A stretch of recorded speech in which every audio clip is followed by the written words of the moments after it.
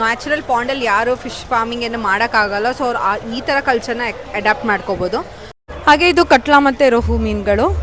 ಇದು ಮಹಾಶೀರ್ ಮೀನು. ನಾನು ಆಗಲೇ ಹೇಳಿದೆ, ಆರಂಗಿನಲ್ಲಿ ಈ ಮೀನನ್ನು ನಾವು ಪ್ರೊಡಕ್ಷನ್ ಮಾಡಿ ನದಿಗೆ ಬಿಡ್ತಿರೋ ಮೀನು ಇದೇನೆ. ಹಾಗೆ ಇದು ಬೆಳ್ಳಿಗೆಂಡೆ ಮೀನು, ಇದು ಸಾಮಾನ್ಯ ಗೆಂಡೆ. ಹಾಗೆ ಅದು ಹುಲ್ಲುಗೆ ಮರಲ್ ಅನ್ನೋದು ಒಂದು ಹೆಚ್ಚಿನ ಲಾಭದಾಯಕವಾಗಿದೆ. ಈಗ ಕಟ್ಲಾ ರೋಹುಗೆಲ್ಲ ನೀವೊಂದು 150 ರೂಪಾಯಿನ ತೊಗೊಂಡ್ರೆ, ಈ ಮರಲ್ಸ್ ಮೀನನ್ನ ಬೆಳೆದ್ರೆ ನೀವು ಒಂದು 280 ರಿಂದ 350 ರೂಪಾಯಿನ ನೀವು 1 kg ಲಾಭನ ಪಡಿಬೋದು. ಜಸ್ಟ್ ನೀವು ಒಂದು ಪಾಂಡ್ ಮಾಡಿರೋದು ಒಂದು ಫೋಟೋ ಆಗಿರ್ಬೋದು, ಒಂದು RTC ಒಂದು ಆಧಾರ್ ಕಾರ್ಡ್ ತೊಗೊಬಂದು ಕೊಟ್ಟರೆ ಸಾಕು. ನಮ್ದು ಇಲಾಖೆಯಿಂದನೇ ನಾವು ಉಚಿತವಾಗಿ 250 ಮೀನು ಮರಿಗಳನ್ನ ಕೊಡ್ತೀವಿ. ನಮಸ್ಕಾರ world, welcome to the world of Ashigowda YouTube channel.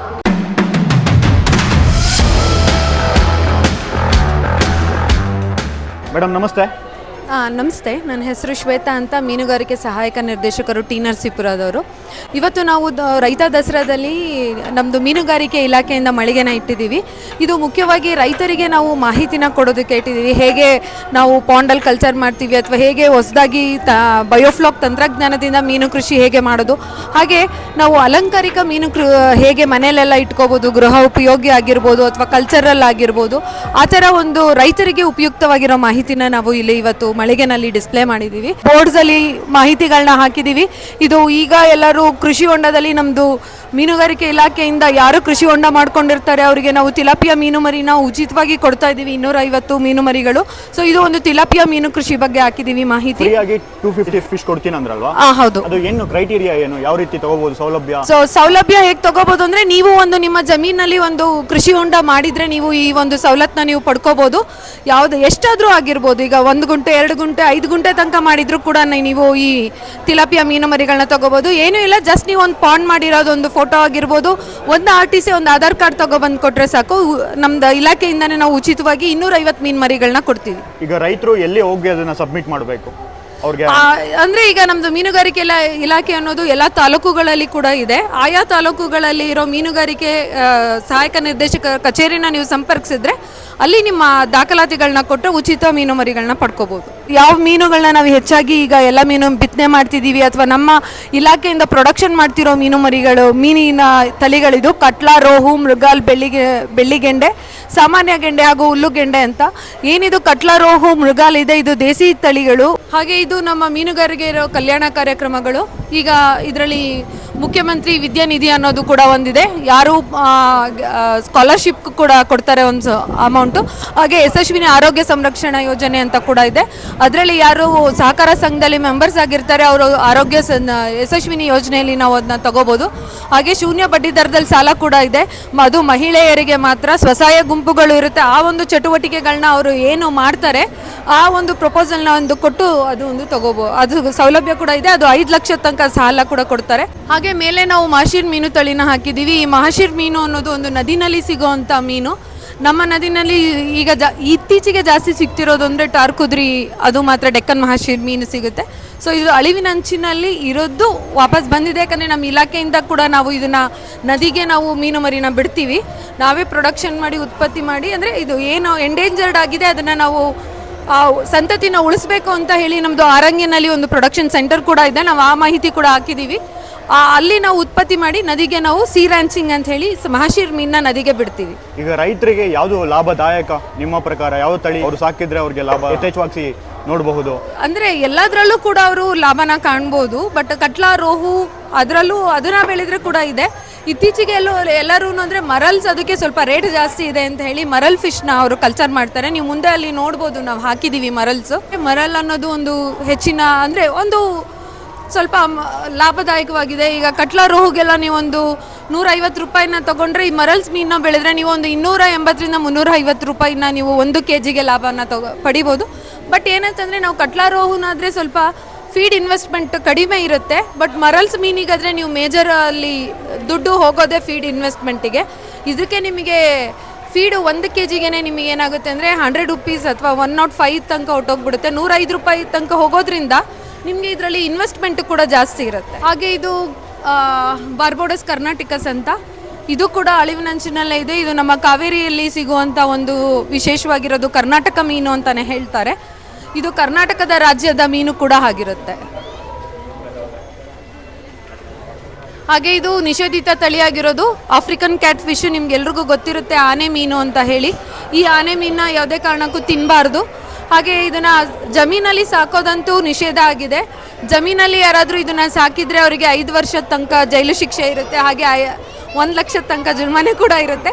ಅದು ಪುನರಾವರ್ತನೆ ಆದರೆ 7 ವರ್ಷದ ತನಕನೂ ಕೂಡ ಅವರಿಗೆ ಇದರಲ್ಲಿ ಜೈಲು ಶಿಕ್ಷೆ ಆಗುತ್ತೆ. ಸೊ ಏನಂದರೆ ಇದೆಲ್ಲ ನದಿಗಳಲ್ಲಿ ಅಥವಾ ಬೇರೆ ಕಡೆ ಸಿಗುತ್ತೆ.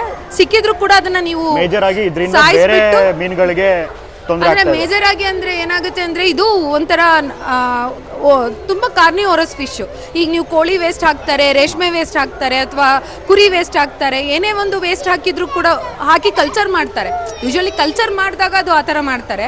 ಈಗ ನೀವೇನಾದರೂ ಕೆರೆಗೆ ಏನಾದರೂ ಎಲ್ಲರೂ ಇತ್ತೀಚೆಗೆ ವೇಸ್ಟ್ ಡಿಸ್ಪೋಸ್ ಮಾಡಬೇಕಾದ್ರೆ ಕೋಳಿ ವೇಸ್ಟ್ ಏನಾದರೂ ಹಾಕ್ಬಿಡ್ತಾರೆ ನದಿಗಳಿಗೆಲ್ಲ, ಕೆರೆಗಳಿಗೆಲ್ಲ ಅಲ್ಲ, ಅದನ್ನೆಲ್ಲ ತಿನ್ನುತ್ತೆ ಅದು. ಅದನ್ನು ತಿನ್ನೋದ್ರಿಂದ ಈ ಮೀನನ್ನ ತಿನ್ನಬೇಡಿ ಅಂತ ಹೇಳ್ತೀವಿ. ಯಾಕಂದರೆ ಈಗ ಏನೋ ಒಂದು ರೋಗ ಬಂದಿರೋ ಕೋಳಿ ಇರುತ್ತೆ, ಏನೋ ಒಂದಿರುತ್ತೆ, ಅದು ತೊಗೊಂಡೋಗಿ ಕೆರೆ ಹತ್ರ ಹಾಕಿ ಇದು ತಿಂದು ಏನಾದ್ರು ಕೋಳಿಗೆ ಬಂದಿರೋ ರೋಗ ಕೂಡ ಮೀನಿಗೆ ಬಂದಿರುತ್ತೆ. ಸೊ ಅದಕ್ಕೋಸ್ಕರ ನಾವು ಈ ಮೀನನ್ನ ತಿನ್ನಬೇಡಿ ಅಂತ ಹೇಳ್ತೀವಿ. ತುಂಬ ಕಾರ್ನಿವೋರಸ್ ಫಿಶ್ ಅಂತ. ಹಾಗೆ ಇದು ಸಿಡಿಮದ್ದು ಡೈನಮೈಟ್ನ ಉಪಯೋಗಿಸಿ ಮೀನುಗಾರಿಕೆ ಮಾಡುವಂಥದ್ದು ಇದು ನದಿ ಭಾಗದಲ್ಲಿ ಸ್ವಲ್ಪ ಇದೆ. ಅದನ್ನು ನಾವು ಕಂಟ್ರೋಲ್ ಮಾಡಬೇಕು ಅಂತ ಹೇಳಿ ನಾವು ಮಾಹಿತಿನ ಹಾಕಿದ್ದೀವಿ. ಇದು ಗಪ್ಪಿ ಫಿಶ್ಶು.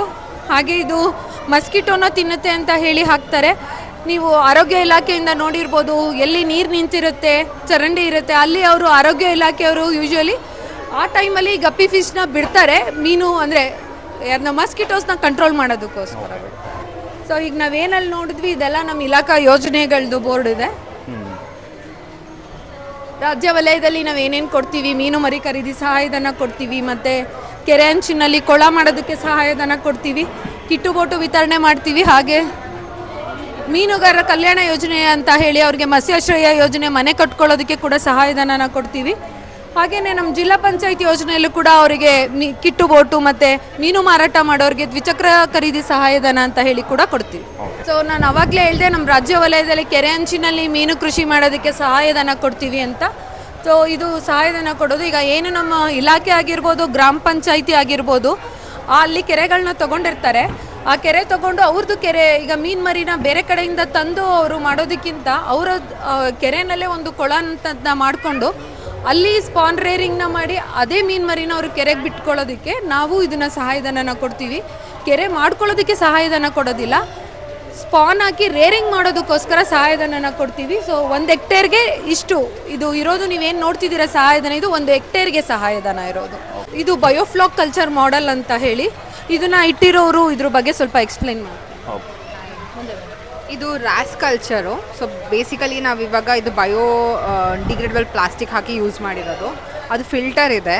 ಸೊ ನೀವು ಇಲ್ಲಿ ಯೂಶ್ವಲಿ ನ್ಯಾಚುರಲ್ ಪಾಂಡಲ್ಲಿ ಯಾರು ಫಿಶ್ ಫಾರ್ಮಿಂಗ್ ಏನು ಮಾಡೋಕ್ಕಾಗಲ್ಲ. ಸೊ ಅವ್ರು ಈ ಥರ ಕಲ್ಚರ್ನ ಅಡಾಪ್ಟ್ ಮಾಡ್ಕೋಬೋದು.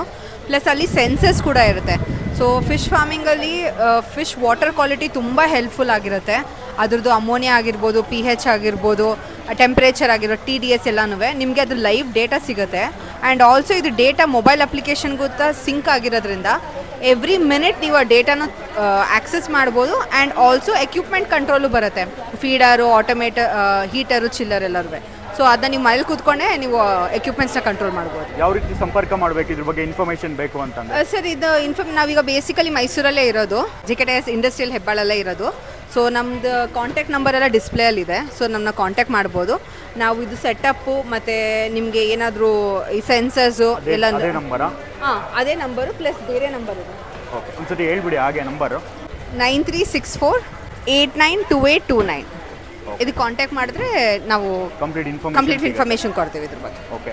ಸೊ ಈಗ ಲ್ಯಾಂಡ್ ಇರಲೇಬೇಕು ಅಂತ ಏನಿಲ್ಲ, ಈ ರೀತಿ ಸ್ವಲ್ಪ ಜಾಗ ಇದ್ರೂ ಕೂಡ ಇಲ್ಲಿ? ಹೌದು, ಸ್ವಲ್ಪ ಜಾಗ ಇದ್ರೂ ಇಲ್ಲಿ ಮಾಡ್ಬೋದು. ಸೊ ನಾವು 1 ಲಕ್ಷ ಲೀಟರಷ್ಟು ಇದು ಮಾಡಿದ್ದೀವಿ, ಬಯೋಫ್ಲಾಕ್ ಮಾಡ್ಕೊಂಡಿದ್ದೀವಿ. ಇಲ್ಲ ಅಂದರೂ ನಿಮಗೆ 100 ಟನ್ ಮೀನು ತನಕ ತೆಗಿಬೋದು. ಸೊ ಅದಕ್ಕೆ ಪೂರ್ತಿ ಸಪೋರ್ಟ್ ಸಿಸ್ಟಮ್ ಎಲ್ಲ ನಮ್ಮ ಕಡೆಯಿಂದ ಇರುತ್ತೆ, ಇನ್ಕ್ಲೂಡಿಂಗ್ ಪ್ರೋಟೀನ್ ಸ್ಕಿಮ್ಮರ್ ಆಗಿರ್ಬೋದು, ಪ್ರತಿಯೊಂದು ನಿಮಗೆ ನಮ್ಮ ಕಡೆಯಿಂದ ಸಿಗುತ್ತೆ. Okay, thank you. ಸೊ ಇದು ಒಂದು ನಾವು ಏನು ಮಿಶ್ರ ಮೀನು ತಳಿ ಸಾಕಾಣಿಕೆ ಅಂತ ಹೇಳಿ ಹಾಕಿದ್ದೀವಿ. ಇಲ್ಲಿ ನಮ್ಮದು ಮೀನುಗಳೇನಿರುತ್ತೆ ಅದು ಒಂದೇ ಕಡೆ ಇರೋದಿಲ್ಲ, ಅದು ಲೇಯರ್ ಬೈ ಲೇಯರ್ ಆಗಿ ಮೀನುಗಳು ಬೆಳೆಯುತ್ತೆ. ಸೊ ತಳಭಾಗದಲ್ಲಿ ಈಗ ನೋಡ್ಬೋದು ನೀವು ಮೃಗಾಲ್ ಇರುತ್ತೆ, ಮಧ್ಯಭಾಗದಲ್ಲಿ ರೋಹು ಇರುತ್ತೆ, ಹಾಗೆ ಮೇಲ್ಗಡೆ ಕಟ್ಲ ಇರುತ್ತೆ. ಏನು ಈ 3 ಇದೆ, ನಾನು ಆಗಲೇ ಹೇಳ್ದಂಗೆ ಇದು ಇಂಡಿಯನ್ ಮೇಜರ್ ಕಾಪ್ಸು. ಅಲ್ಲಿ ಇಂಡಿಯನ್ದು ಬೇರೆದು ನೋಡ್ಬೋದು ನೀವು, ಹುಲ್ಲುಗೆಂಡೆ, ಅದು ಬೆಳ್ಳಿಗೆಂಡೆ ಕೂಡ ಮೇಲ್ಭಾಗದಲ್ಲಿರುತ್ತೆ. ಸಾಮಾನ್ಯ ಗೆಂಡೆ ಅನ್ನೋದು ಕೆಳಭಾಗದಲ್ಲಿರುತ್ತೆ. ಹಾಗೆ ಹೀಗೆ ನಾವು ಒಂದು ಪಾಂಡಲ್ಲಿ ನಾವು ಮಾಡಿ ಮೀನು ಮರಿನ ಬಿಟ್ಟಾಗ ನಾವು ಒಂದೇ ಒಂದು ವೆರೈಟಿನ ಬಿಡಬಾರ್ದು. ಹಾಗೆ 3 ವೆರೈಟಿನ ಬಿಟ್ಟು ಮಿಶ್ರ ತಳಿ ಮೀನುಗಾರಿಕೆ ಮಾಡಬೇಕು ಅನ್ನೋದನ್ನು ನಾವಿಲ್ಲಿ ತೋರಿಸಿದ್ದೀವಿ. ಹಾಗೆ ನಾವಿಲ್ಲಿ ಒಂದು ಲೈಫ್ ಸೈಕಲ್ ಕೂಡ ತೋರಿಸಿದ್ದೀವಿ. ಇದು ಏನಂತಂದರೆ ಮೀನಿನ ಮೊಟ್ಟೆ ಈ ಥರ ಇರುತ್ತೆ. ಮೀನಿನ ಮೊಟ್ಟೆಯಿಂದ ಫಸ್ಟು ಇದು ಎಂಬ್ರಿಯೋ ಅಂತ ಹೇಳ್ತೀವಿ. ಅದು ಒಂದು 5 ಡೇಸ್ ಇರುತ್ತೆ. ಅದನ್ನ ಆಚರಿಲಿ ಹಾಕಿ ನಾವು ರನ್ ಮಾಡ್ತೀವಿ. ಅದನ್ನಾದಮೇಲೆ ಇದು ಈ ಥರ ಸ್ಪಾನ್ ಆಗುತ್ತೆ. ಸ್ಪಾನ್ ಆದಮೇಲೆ ಫ್ರೈ, ಅಂದರೆ ಇದು ಸ್ಪಾನಿಂದ ಫ್ರೈ ಆಗೋದಕ್ಕೆ 15 ಡೇಸ್ ಬೇಕು. ಎಗ್ಗಿಂದ ಸ್ಪಾನ್ ಆಗೋದಕ್ಕೆ 5 ಡೇಸ್ ಬೇಕು. ಮತ್ತು ಅದು ಫ್ರೈಯಿಂದ ಫಿಂಗರ್ಲಿಂಗ್ ಆಗೋದಕ್ಕೆ 30 ಡೇಸ್ ಬೇಕು. ಅಲ್ಲಿಂದ ಫ್ರೈಯಿಂದ ಫಿಂಗರ್ಲಿಂಗಿಗೆ 15 ಡೇಸು.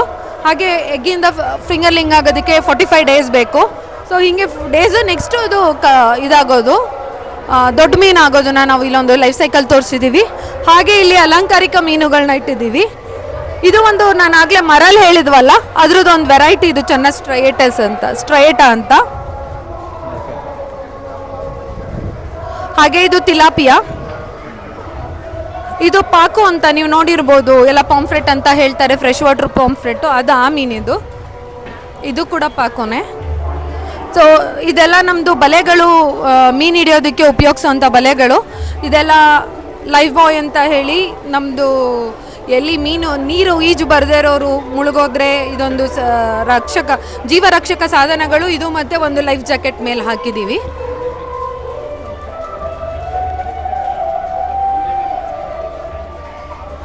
ಹಾಗೆ ಇದು ಕಟ್ಲಾ ಮತ್ತು ರೋಹು ಮೀನುಗಳು.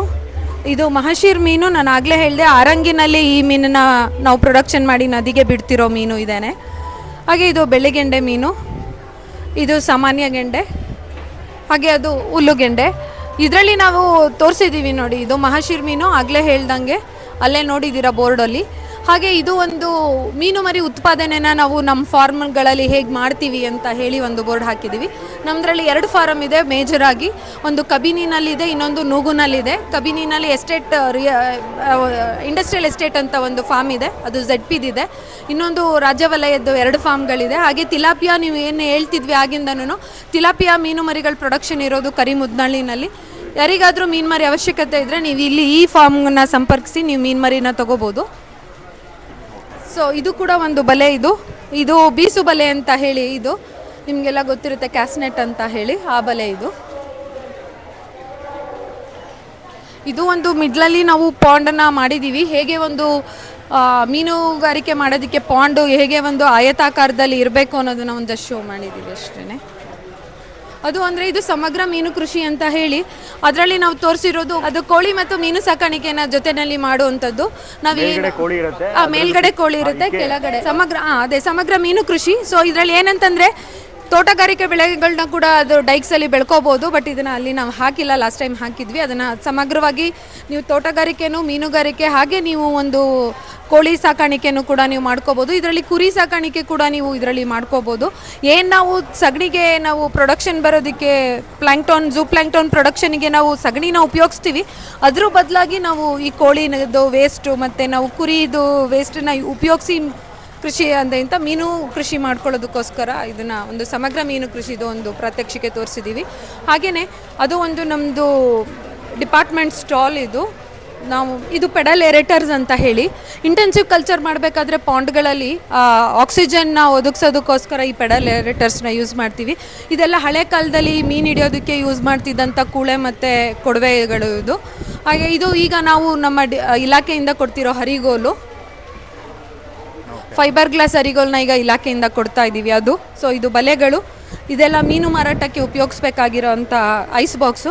ಸೊ ನಾನೆಲ್ಲ ಮೀನು ಮಾರಾಟಗಾರರಿಗೆ ಏನು ಹೇಳೋದಂದರೆ, ಈಗ ಎಲ್ಲರಿಗೂ ಬೇಕಾಗಿರೋದು ಏನು ಅಂತಂದರೆ ತುಂಬ ಸ್ವಚ್ಛವಾಗಿರೋದು ಅಂಥದ್ದು, ಹಾಗೆ ಕ್ವಾಲಿಟಿ ಆಫ್ ಫಿಶಸ್ನ ನಾವು ಎಲ್ರಿಗೂ ಕೊಡಬೇಕಾಗುತ್ತೆ.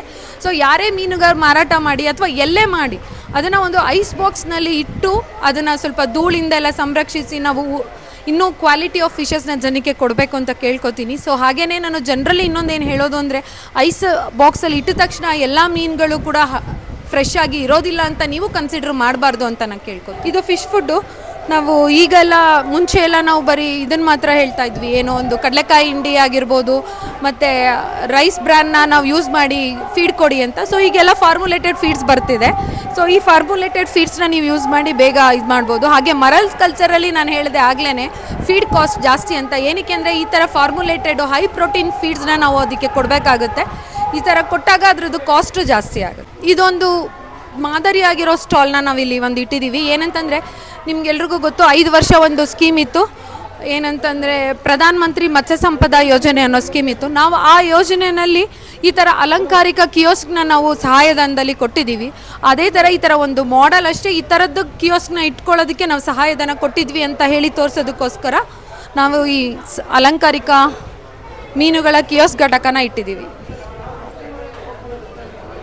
ಹಾಗೆ ನಾವಿಲ್ಲೊಂದು ನಮ್ಮದು ಇನ್ನೇನೇನು ನಾವು ಇಲಾಖೆಯಿಂದ ಚಟುವಟಿಕೆಗಳಿರುತ್ತೆ, ಏನಂತಂದರೆ ನಾವೀಗ ಒಂದು ಸಹಕಾರ ಸಂಘದ ವಿಸಿಟ್ ಆಗಿರ್ಬೋದು, ಮಾರ್ಕೆಟ್ ವಿಸಿಟ್ ಮಾಡ್ತಿರ್ತೀವಿ, ಹಾಗೆಯೇ ಜನದ ಜೊತೆ ಇಂಟ್ರ್ಯಾಕ್ಷನ್ ಮಾಡ್ತಿರೋದು, ಒಂದು ಟ್ರೈನಿಂಗ್ ಮಾಡ್ತಿರೋದು ಒಂದು ಫೋಟೋಸ್ ಹಾಕಿದ್ದೀವಿ ಅಷ್ಟೇ. ಸೊ ಇದು ಇಲ್ಲಿವರೆಗೆ ನಾನು ಹೇಳಿದ್ದು ನಮ್ಮ ಇಲಾಖೆದು ಮಾಹಿತಿಗಳನ್ನ ಹೇಳಿದ್ದೀನಿ.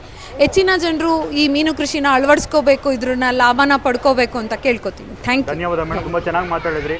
ನಮ್ಮ ರೈತರಿಗೆ ಒಂದಷ್ಟು ಇದರಿಂದ ಸಹಾಯ ಆದರೆ ನಮಗೂ ಖುಷಿ.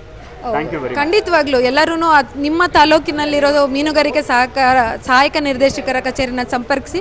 ಎಲ್ಲ ಸಹಾಯಕ ನಿರ್ದೇಶಕರುಗಳು ಕೂಡ ಎಲ್ಲ ರೈತರಿಗೆ ನಾವು ನಮ್ಮ ಕೈಲಾದಷ್ಟು ಸಹಾಯನ ಮಾಡೋದಕ್ಕೆ ಅಂತಲೇ ನಾವಿರೋದು. ನಾವು ನಿಮ್ಮ ಜೊತೆ ಯಾವತ್ತೂ ಇರ್ತೀವಿ. Thank you.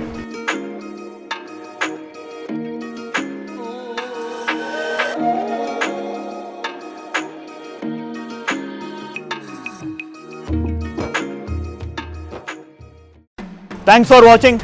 ಈ ವಿಡಿಯೋ ಇಷ್ಟ ಆಗಿದ್ರೆ ಲೈಕ್ ಮಾಡಿ, ಹಾಗೆ ನಿಮ್ಮ ಅನಿಸಿಕೆನ ಕಮೆಂಟ್ ಬಾಕ್ಸಲ್ಲಿ ಕಮೆಂಟ್ ಮಾಡಿ. ಆದಷ್ಟು ಹೆಚ್ಚು ಜನಕ್ಕೆ ಇದನ್ನು ಶೇರ್ ಮಾಡಿ. ಮತ್ತೆ ಸಿಗ್ತಾ ಇರ್ತೀನಿ ಹೊಸ ಜಾಗದಲ್ಲಿ ಹೊಸ ಕಥೆಯೊಂದಿಗೆ. ಮೋಲ್ಡಾ ಫಾಶಿಗೌಡ ಸೈನಿಂಗ್ ಆಫ್. Thank you.